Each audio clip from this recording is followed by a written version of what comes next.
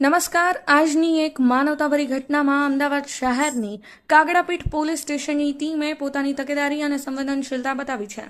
વિગત મુજબ ઝોન 6ના ગીતા મંદિર વિસ્તારમાંથી એક મનોદિવ્યાંગ બાળક ગુમ થયું હોવાની માહિતી પોલીસને મળી હતી. મળતાની સાથે જ પોલીસે તરત જ તપાસ શરૂ કરી હતી.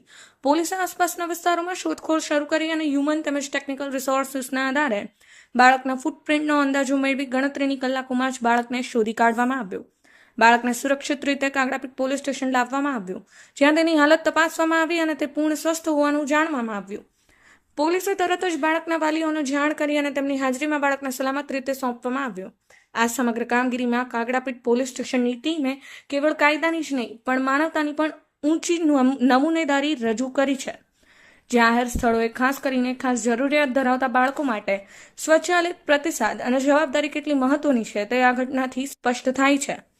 પોલીસની આ કામગીરીને લઈ શહેરના નાગરિકોમાં પણ ખુશીનો માહોલ જોવા મળ્યો છે.